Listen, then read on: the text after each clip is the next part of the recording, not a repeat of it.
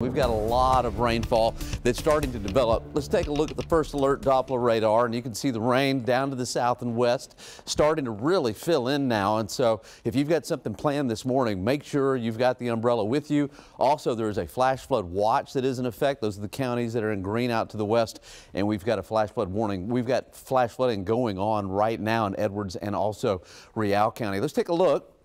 This is really light rainfall coming in from the south and west.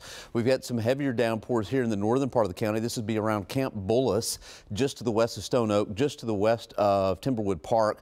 Blanco Road is something like that. So that's pretty much right over Camp Bullis. Also, there are some showers in the western portion of Comal County into Kendall County this morning. But the big show so far has been out to the west. Already this morning, inches of rainfall, raining very heavy in eastern Edwards County, around Rock Springs, northern portion of the county raining very heavy at this time, and there is ongoing flooding. Numerous reports of flooding going on. 377, you name it. We've got some problems out here to the west. Be careful. This flash flood warning continues until 9 o'clock. And then that flash flood watch goes on until 7 o'clock tomorrow morning.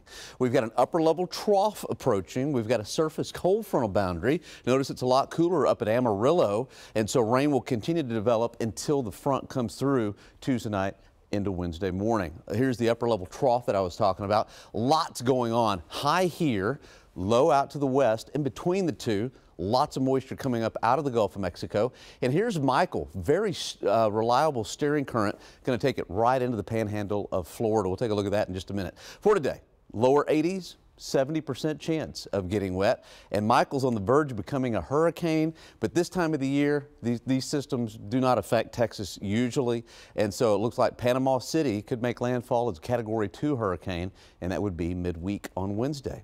Again, have the umbrella with you. Gonna need it. High at about 83, 84 degrees for tomorrow. Again, a 70% chance of seeing some rain, and then look at the low Thursday morning. I think we'll be down to 60, 62 Friday morning, and then another front comes in.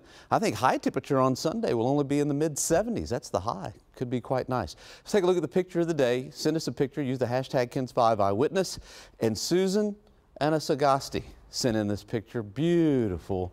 Look at that. Da -da, da -da, da -da, da.